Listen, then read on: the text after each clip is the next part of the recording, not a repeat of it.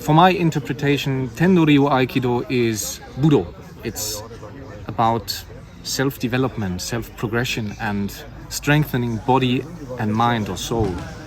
I think in a lot of modern days martial arts, these factors are forgotten, and people tend to concentrate on a form and only do a certain form, especially in the cases when they try to practice Budo. They tend to lose themselves in that form and lose focus on reality, what's actually happening.